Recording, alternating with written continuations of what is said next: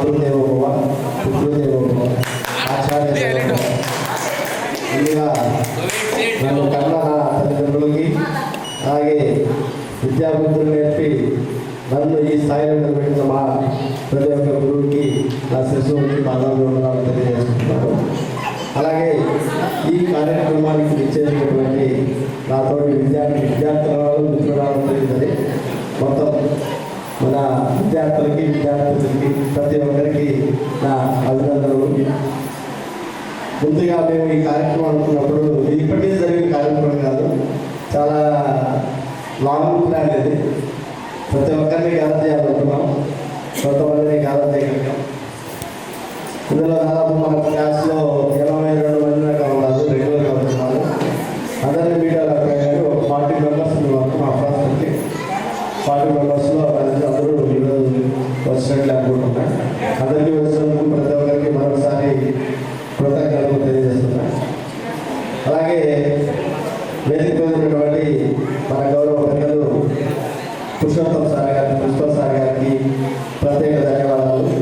మేము అడగగానే మాకు ఇక్కడ చక్కటి వేదిక నుంచి పర్మిషన్ ఇచ్చినందుకు thank you very much sir. అలాగే మన మిత్రుడు అనాలో తెలియదు, ఒక గురువు అనాలో తెలియదు, ఒక సోదరుడు అనాలో తెలియదు మన రమేష్ సార్ గారు. ప్రతి ఒక్కరికి నేను ఉన్నానంటూ ముందుండేవాడు. మనం ఒక ఫోన్ కాల్ చేయగానే, మన శిశుబడిలో ఒక ఫోన్ కాల్ చేయగానే సార్ అందుబాటులో సార్ ఎందుకంటే గట్టిగా ప్లాన్ చేస్తున్నాం సార్, మీరు రావాలి అంటే ఒక 10 నిమిషాలు నాకు వేరే బిజీ షెడ్యూల్ ఉంది, నేను కాల్ చేస్తాను. ఒక 10 నిమిషాలు ఆ షెడ్యూల్ కూడా కన్ఫర్మ్ చేసుకొని మన కోసం ఇంట్లో ఉండాలి. వారికి ప్రత్యేక ధన్యవాదాలు తెలియజేస్తున్నాను. అలాగే మన తెలుగు మేడం కూడా వారు ఎంత బిజీగా ఉన్న ఈ కార్యక్రమానికి వచ్చినందుకు thank you very much madam. Last sir గారు ఆయన కూడా ఇక్కడ ఒక 4 దేశాల వరకు బిజీ షెడ్యూల్, చాలా స్కూల్స్లో స్పోకెన్ ఇంగ్లీష్ టీచర్గా మళ్ళీ ఇంగ్లీష్ చెప్తా ఉంటారు. ఆయన కూడా ఫోన్ చేయగానే వచ్చినందుకు thank you very much sir. ఇవాళ మనం ఇంతటి కార్యక్రమం చేసుకుంటున్నాం, అందరం పెట్టుకున్నాం. ఇక్కడ లేని వారు కూడా చాలామంది ఉన్నారు, వాళ్ళందరినీ మిస్తుంటున్నారు. ముఖ్యంగా కువైట్లో ఆ సోదరులు రెడ్డి సురేష్ మరియు సురేంద్ర ఇంకా చాలామంది ఉన్నారు. వాళ్ళందరూ కూడా ఈ కార్యక్రమానికి ఎంతో సహాయం చేశారు. వాళ్ళందరికీ మరొకసారి కృతజ్ఞతలు తెలియజేస్తున్నాను. ఇంకా నా పేరు డబ్బులు మర్చిపోయాను కదా, నా పేరు సుధీర్ కుమార్. నేను అందరూ ఇక్కడ బిఏ చేశాను. తర్వాత మనం బ్యాచ్ ఎరగదారి హైదరాబాద్ అయిపోయింది. ఏది కానిస్టేబుల్ కోచింగ్ భాగ్యనగర్ నేను భరత్ శిశుభరణం నాయి వెంకటేష్ గురుప్రసాద్ అందరం చాలా కష్టపడ్డాం సార్. మేమందరం ఇప్పుడు హైదరాబాద్లో ఉన్నాం. ఫోటో తినడానికి కూడా లేకపోయినా మేము అందరం కష్టపడి ఒకే రూమ్లో ఉండి కానిస్టేబుల్ దాంట్లో వెళ్ళాము, చేసాము, మొత్తం కష్టపడ్డా. కానీ ఎందులో దురదృష్టం మా బావ హ్యాపీ ఏంటంటే మా బావ శిశుభరణం అందులో నేను మేమందరం డిస్క్వాలిఫై బయటకు వచ్చేసాం. జస్ట్ ఎగ్జామ్ చేసి ఇక ముందే కష్టపడేటప్పుడునే మేము కూడా కాకి వెళ్ళాలి. విధంగా మా బావ వీడియో అవ్వగలము. నెక్స్ట్ పోతే మా హిస్టరీ సార్ గురించి ప్రత్యేకంగా చెప్పాలా. మాకు బిఏ ఫైనల్ ఇయర్ ఎగ్జామ్ జరుగుతుంది. ఫైనల్ ఇయర్ ఎగ్జామ్ జరుగుతుంటే సిఏఎస్ఎఫ్ నుంచి మాకు కాల్స్ వచ్చాయి, విధంగా మీరు ఈవెంట్స్కి రావాలి అని. ఎక్కడ తమిళనాడు ఎగ్జామ్ 2 డేస్లో ఎగ్జామ్. మా సార్కి పోయి సార్ విధంగా 2 డేస్లో ఎగ్జామ్ ఉంది సార్, ఫైనల్ ఎగ్జామ్స్. మాకు ఈ విధంగా అందరికీ ఒక 5 మంది కాల్ లెటర్స్ వచ్చాయి సార్, ఎలా చేయాలి. అదే ఎవరా ఎగ్జామ్ వెళ్తారా ఇప్పుడు కావాల్సిన డెస్టినేషన్ రాసుకోవచ్చు, జాబ్ అనేది ముఖ్యం. ఫోటో మీరు వెళ్ళండి, పార్టిసిపేట్ చేయండి, తర్వాత రండి. అలాంటి ఇన్స్పిరేషన్ వర్డ్స్ మాకు చెప్పినంత వరకు వెరీ థ్యాంక్ఫుల్ సార్. ఇంకా చాలా మాట్లాడాలా, ఆఫ్టర్ లంచ్ తర్వాత మాట్లాడతాం. అందరూ ఉన్నారు కానీ ఇప్పుడు థ్యాంక్ యూ వెరీ మచ్. ఎప్పుడైనా ఏఎస్పీ గారిని కాలేజీ పిలిస్తే ఆయన డిస్కస్ చేస్తూ సివిల్ సర్వీసు ఎంకరేజ్ చేస్తున్నారా పిల్లల్ని అని అడిగినాడు అనమాట. ఒకటి సివిల్ సర్వీస్ అనేది దేశవ్యాప్తంగా 700 600 పోస్టులు గవర్నమెంట్ జాబ్స్ కోసం చేసేది. వీరు ఒకే మనది మా తరం ఒకే అయ్యింది ఈ తరం గవర్నమెంట్ జాబ్స్ వాళ్ళే కాదు వేరే విధంగా కూడా ఛాన్సెస్ వస్తాయి. అందుకే చేయాలి అనేది ఇంటి వసంగా ఉండదు, జస్ట్ అది సింపుల్గా ఉంటుంది. మన దేశంలోనే ఇది చాలా ప్రశ్న ఉంటుంది ఎగ్జామ్. దయచేసి మీ పిల్లల విషయంలో అట్లాంటి ప్రెజర్స్ పెట్టద్దండి. వాళ్ళ ఇన్సిడెంట్ ఎదుటి చాలా ఉంటాయి.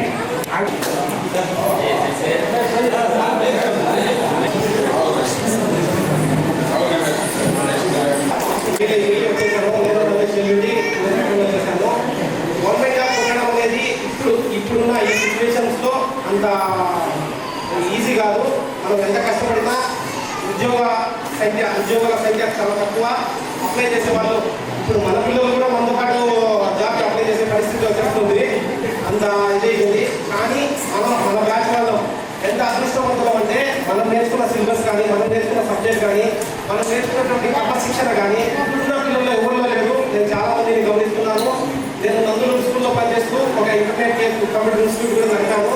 చాలా మందికి నేను degree college counselling EAMCET counselling సలహాలు చేస్తూ వచ్చాను. దాదాపు చాలా మంది వస్తే మీ ఎకనామికల్ సిచ్యువేషన్స్కి మీకు డిగ్రీ కాలేజ్ చాలా బెస్ట్. డిగ్రీ కాలేజ్లో ఉన్నటువంటి లెక్చరర్స్ చెప్పే టీచింగ్ మీరు ప్రైవేట్ కాలేజ్లో పొందాలని చెప్పి వాళ్ళని ఇన్స్పైర్ చేస్తూ చాలా మందికి ఓఏఎండిసిలో డిగ్రీ కాలేజ్ ఆప్షన్స్ పెట్టడానికి వాళ్ళకు సీట్ వచ్చిందని మళ్ళీ నాకు ట్యాక్స్ చెప్పి వచ్చి ఇక్కడ బ్రేక్ అవుతారు కూడా చేస్తూ ఉంటారు. అయితే మనం నేర్చుకున్న క్రమశిక్షణ మనకు ఉన్నటువంటి ఉపాధ్యాయులు ఇప్పుడు చదువుకున్న స్టూడెంట్స్ ఎవరు పొందలేకపోతున్నారు.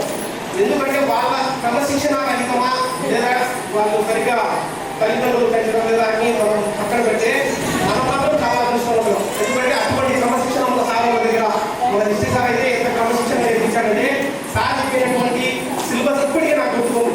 ఇప్పుడు సివిల్ సెక్రటరీ వాళ్ళు కూడా నేషనల్ అంటే ఇండియనా అని అడుగుతున్నారు. నేషనల్ అనే ఆప్షన్ ఏమని పెట్టాలి అప్లికేషన్లో ఇండియనా అని అడుగుతున్నారు. అంత దిగజారిపోతున్నారు చాలా మంది. కానీ మనం నేర్చుకున్న క్రమశిక్షణ మనం నేర్చుకున్న నాలెడ్జ్ నాకైతే దాంట్లో చాలా సంతృప్తిగా ఉన్నాను. మీరు కూడా దాన్ని కాస్త ఆలోచించి మీరు మీ భవిష్యత్తు కోసం అప్లై చేయండి. ఉద్యోగాలకి కాస్త కష్టపడండి, చదువుకోండి. ఫ్యామిలీస్ ఉన్నాయి, ఫ్యామిలీస్ కూడా అట్లే కంటిన్యూగా మనం చేసుకోవచ్చు. అది ఏది కూడా కష్టం కాదు, ఈజీగానే సాగవచ్చు. కాబట్టి అందరికీ థ్యాంక్స్.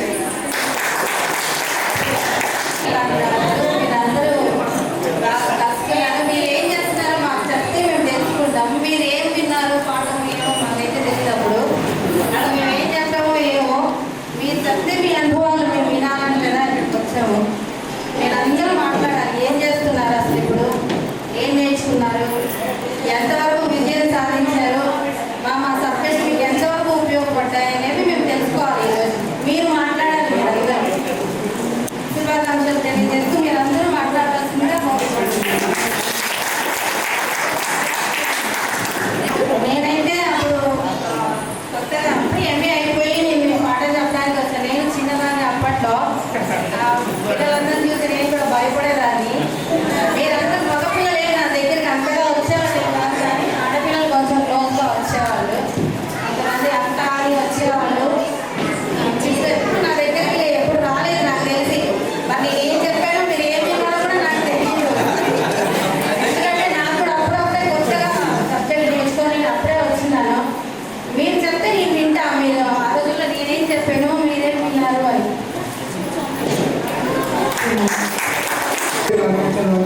మన ఉపాధ్యాయునికి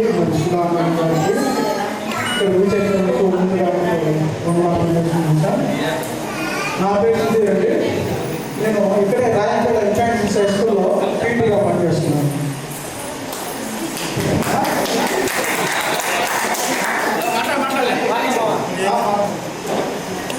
నన్ను ఒక గోల్ ఫ్రెండ్ క్వశ్చన్ అడిగాడు, నువ్వు ఎందుకు రా ఎందుకు నుంచి నువ్వు ఇంకా టీచింగ్ ఫీల్డ్లోనే ఉన్నావు, టీచింగ్ ఫీల్డ్లోనే ఎందుకు ఉన్నావు, ఎందుకంటే ఇంకా నుంచి ఇంకా టీచింగ్ ఫీల్డ్లో చేసినావు, నీ స్కిల్ ఉంది కదా బయటికి.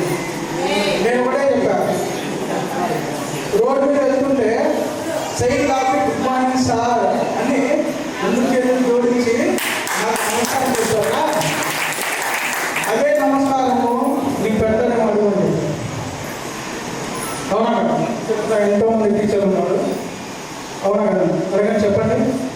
మీ స్టూడెంట్స్ మనకు వస్తే మీరు ఫస్ట్ అయినా sir good morning sir good morning teacher చెప్తాను. మా గురువు గారు కలిసి ఇప్పటికీ నేను గుడ్ మార్నింగ్ చెప్తాను. రమేష్ సార్ గారు నా కడుపు ఎన్నోసార్లు కనిపించారు అనమాట. అలా ఎందుకు సార్ నమస్కారం సార్ బాగున్నాను సార్ మీరు పిల్లలు బాగున్నారు సార్. అదే మీరు ఇప్పుడు మన శివ గారు మన ఓస్టూడెంట్స్ ఎవరైనా సార్ నమస్తే సార్ అన్నారు కదా అన్నారు. కానీ ఆ యొక్క హోదాను ఒక టీచర్స్ మాత్రమే వచ్చారు, ఒక గురువు మాత్రమే వచ్చారు. ఆ గురువు స్థానంలో ఉండి నేను ఎంతో మందిని దయచేశాను. నాకు వాళ్ళు తిరిగిచ్చడం కానీ అవి ఎన్ని ఇచ్చాడో కానీ గేమ్స్ పరంగా బయటలో పోయి చెప్పడం కానీ నేను చేస్తున్నాను. అందువల్ల పిల్లలు నాకు ఎక్కువ దగ్గర కావాలి, వాళ్ళ యొక్క సమస్యలు కూడా చెప్పేవాళ్ళు. చాలా మంది వచ్చి సార్ పెద్ద ఒకటి ఏం చేయాలి, పెద్ద ఒకటి ఏం చేయాలి, డిగ్రీలు ఎన్నో వచ్చినా చేతులు స్కిల్ ఉంటే నువ్వు ఎక్కడైనా బతకగలవు, ఏమైనా చేయగలవు. ఈ దేశం కాదు, ఇతర దేశాలకు ఎక్కడికైనా సరే నీ చేతిలో స్కిల్ ఉంటే కనుక నువ్వు ఎక్కడికైనా చేయి బతకగలవు. నువ్వు ముందు ఏం నేర్చుకోవాలంటే స్కిల్ నేర్చుకో. డిగ్రీ ఈరోజు స్కిల్ రేపు వస్తుంది. ఐటీ చేస్తావా, ఐటీ చేయి. ఐటీ చేసిన తర్వాత 3 years రైల్వే జాబ్ కోసం కూర్చో. జస్ట్ 2 to 3 years కూర్చో, రైల్వే జాబ్ కోసం కూర్చో. ట్రై చేయి, ఏం చేయి, ఏం ఒకటే లక్ష్యం ఉండాలి. నువ్వే వెనక్కి రాకూడదు, ఒకటే లక్ష్యం. మనము మన లక్ష్యం ఏంటి, జాబ్ కోసం ట్రై చేస్తున్నాము కాబట్టి మన లక్ష్యం ఎప్పుడు జాబ్ పైన ఉండాలి. ఎన్నో వస్తున్నాయి, ఎన్నో ఒత్తిళ్ళు వస్తున్నాయి, సమస్యలు వస్తున్నాయి. ఫస్ట్ ఆఫ్ ఆల్ వచ్చేది మెయిన్ వచ్చేది మనం కాంపిటేటివ్ ఎగ్జామ్ పోతున్నాం అంటే మెయిన్ వచ్చేది ఒకటే ఫైనాన్షియల్ ప్రాబ్లం. ఫైనాన్షియల్గా మన సపోర్ట్ లేదు కానీ జాబ్ తీసుకోవాలని ఆశ ఉంటుంది, కానీ ఫైనాన్షియల్ సపోర్ట్ లేదు. ఎకనామిక్గా బ్యాక్వర్డ్ ఉన్నాము కానీ మనకు ఒకటే అవకాశం, ఉద్యోగం కావాలి. ఉద్యోగాలు ఏం చేయాలి, ట్రై చేయాలి, చేయాలి చేయాలి చేస్తూనే ఉండాలి. ఇందాక మా సిన్సియర్ అన్నారు, ఇంకా ఎన్ని రోజులు చదువుతున్నాను, నేను కూడా మా పిల్లలతో పాటు వస్తున్నాను. నేను ఎంపీడీ ఎగ్జామ్ చదువుతున్నప్పుడు మా పాప నన్ను క్వశ్చన్ వేసింది, ఏంటి డాడీ ఎప్పుడు చూసినా చదువుతూనే ఉన్నాను, ఇంకా నువ్వు ఎన్ని రోజులు చదువుతున్నావు, చదువుతూనే ఉన్నావు. ఉపాధ్యాయుడు నిరంతర విద్యార్థి, ఉపాధ్యాయుడు నిరంతర విద్యార్థి, చదువుతూనే ఉండాలి. ఈరోజు మా స్కిల్స్ ఒకప్పుడు MS Word, ఇప్పుడు ప్రపంచం మారుతున్న కొద్దీ సాంకేతికత పెరుగుతూనే ఉంది. ఒక మనిషి లేకుండా ఏ పనైనా చేయగలిగే శక్తి సమాధానం ఒక టెక్నాలజీకి వచ్చింది. నేను ఒకటే పిల్లలకి టెక్నాలజీ నేర్చుకోండి. ఏదో నేర్చుకునేటప్పటికీ శ్రద్ధగా నేర్చుకోండి. వచ్చావా పోయావా అనేటట్టు కాదు, నేర్చుకునేటప్పటికీ కరెక్ట్గా స్టార్టింగ్ ఏంటి ఎండింగ్ ఏంటి, నువ్వు అక్కడ ఏమేమి చేయగలుగుతున్నావు ఏంటో దాన్ని చూసి నేర్చుకోవాలి. ఇప్పటికైనా ఎవరికైనా చెప్పి కనబడి చెప్తే నేను ఖచ్చితంగా అవుతే చెప్తా, స్కిల్ నేర్చుకోండి, ఎదుగుతారు. ముఖ్యంగా మేము మొన్న మీటింగ్ పెట్టాము, 4 వచ్చాము. నేను సంచి సుదీప్ చాలా భాష అవుతుందా కాదా గ్రూప్లో మెసేజ్ పెట్టేసి, అరే వస్తారా అలా చెప్పండి, మేము మా ప్లాన్స్ బాగున్నాయి, మేము వేరే చూసుకున్నాము. కానీ ఫస్ట్ రోజు చూసుకున్న ఫోన్ చేశాడు, వేసి మళ్ళీ ఖచ్చితంగా వెళ్తున్నాము, ఖచ్చితంగా రావాలా. అరే మీరు మన ఇంటికి పెట్టి 4 వచ్చారు, మీరే గట్టిగా డేట్ ఫిక్స్ చేసి వచ్చేవాళ్ళు ఎంతమంది వస్తున్నారు, లేదు నేను అందరికి ఫోన్ చేసి చెప్పాను, అందరూ వస్తున్నారు, ఖచ్చితంగా మనకి జరుగుతుంది, ఖచ్చితంగా రావాలి. అందరూ వచ్చినందుకు థ్యాంక్ యూ. ముందుగా ఎన్నో పనులు ఉన్నప్పటికీ రమేష్ సార్